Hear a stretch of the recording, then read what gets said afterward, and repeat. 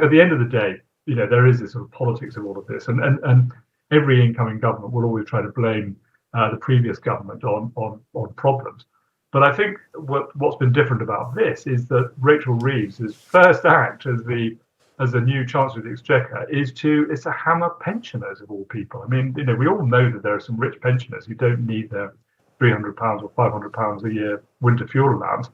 But there are an awful lot of them who are just receiving a state pension here, so £10,000 or £12,000, who are going to suddenly have their pension taken away. And I can't understand. I mean, I know Rachel well, and I sat next to her on the Treasury Select Committee, back in 2014-15 for a couple of years, and I respect her knowledge and her wisdom. But I'm astonished that she's gone down this route, knowing she's an intelligent person. She's somebody I respect. I don't understand why it is she's taken this approach quite so aggressively. But let's get kind of an early view on this, if we can.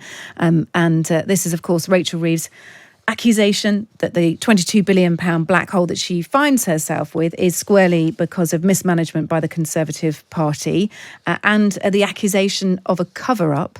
Let's speak to the Tory MP for Wyre Forest, Mark Garnier now. Mark, hello. Hi there. What do you make of what Rachel Reeves has had to say today? It was very strongly worded. I mean, it almost felt like she was telling all of us off, but she was telling the Conservative Party off, really. She was telling the former government off for not properly managing the books, balancing the books. Well, she made some pretty astonishing claims during that statement. I was in the chamber and we were listening to it all with our sort of mouths on the floor. It was the most extraordinary thing. There were one of the claims was that she had set up this sort of audit, if you like, of what was going on to try to find out where there were problems. But actually, 4 days ago, signed off the account from the Treasury, presumably knowing that something was around the corner. So there's an ethical question there about whether she should have signed these things off. The other thing was she was making some pretty heroic claims in the chamber. And I think that there's going to be some questions over whether she's been misleading the House over this. But look, I think at the end of the day, there is this sort of politics of all of this, and every incoming government will always try to blame the previous government on problems. But I think what's been different about this is that Rachel Reeves' first act as the new chancellor of the exchequer is to hammer pensioners of all people. I mean, we all know that there are some rich pensioners who don't need their £300 or £500 a year winter fuel allowance. But there are an awful lot of them who are just receiving a state pension here, so £10,000 or £12,000, who are going to suddenly have their pension taken away. And I can't understand. I mean, I know Rachel well, and I sat next to her on the Treasury Select Committee, back in 2014-15 for a couple of years, and I respect her knowledge and her wisdom. But I'm astonished that she's gone down this route, knowing she's an intelligent person. She's somebody I respect. I don't understand why it is she's taken this approach quite so aggressively. It's very, very strange. How do you sum it up? You say that you know her well, you've worked with her on things. How do you sum up what you heard from Rachel Reeves today? If I was asked you to sort of put it into a sentence, because you're clearly taken aback by what you've heard. Yeah, I am taken aback. I mean, I don't know. It's almost as just sort of got caught up in the echo chamber. I don't know. It's a difficult one. I mean, at the end of the day, this is going to be debated, kind of in the newspaper and the Times Radio and Times newspaper over the coming few days. And as I say, we're going to be looking at whether she has deliberately misled the House and whether she's signed off accounts knowing that the accounts are inaccurate, which is a big deal, and it's a big legal deal. So we'll have to find out kind of what's going on. But as I say, it strikes me as being uncharacteristic. As I say, I like her and I respect her. I'm just astonished by this. I mean, look, the IFS agree to the point that it appears a secret £6.4 billion overspend has occurred on asylum hotels, trying to manage the amount of asylum seekers and trying to provide appropriate accommodation for them here in the UK. Can you accept that? I mean, no one's really been able to explain that away. This, as it's been, labelled a secret £6.4 billion overspend. Well, okay, let's accept that that's right. Paul Johnson is well respected of the IFS. What about the other 15, 16 billion? Therein lies the problem. Look, I think, as I say, we need to sort of have independent verification on all this sort of stuff to make sure it stacks up, and whether this is fabricated, whether this is kind of The country's accounts are not that straightforward. It's not like running a household budget because you've got lots of different things and unexpected expenditure. But I think we do need someone like Paul Johnson at the IFS and actually the OBR to come in and really explain what's going on. Yeah. Because bear in mind, she's almost saying the OBR are liars as well. Well, yeah.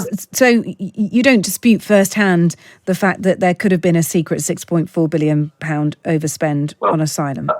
I wouldn't use the word secret. I mean, I think if there's a genuine overspend or whatever, then let's accept that. I mean, look, I'm the first to admit. Well, it's just whether it's been covered up or not, isn't it? Really, if there's an overspend, then that's not fair enough. But it is what it is. But the accusation is that it was hidden in the book somewhere.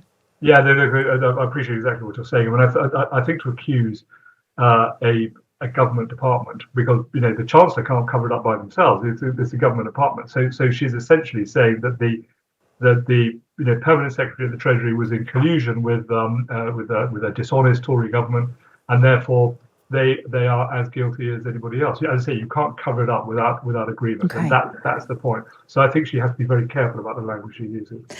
We wanted to talk to you about the Conservative Party leadership contest now that we have the final six, or the six candidates locked in as of about 2:30 this afternoon. Priti Patel, James Cleverly, Tom Tugendhat, Mel Stride, Kemi Badenoch and Robert Jenrick. I've got to keep this brief, Mark, so I'll just ask you who you have your eye on here. So I am the dark horse, Mel Stride, and actually, interestingly, Mel is, given what we've seen today, given whether there's going to be a big argument about public finances, of all of those candidates, he's by far and away the best qualified. He understands, he did an incredibly good job in work and pensions, finding that £12 billion saving. He also understands the Treasury. He was chairman of the Treasury Select Committee. If there's anybody who can step forward today and lead an opposition against these extraordinary claims by Rachel Reeves and the Labour Treasury bench, then I think it's Mel Stride who's going to be the one for that. Do we know enough about him?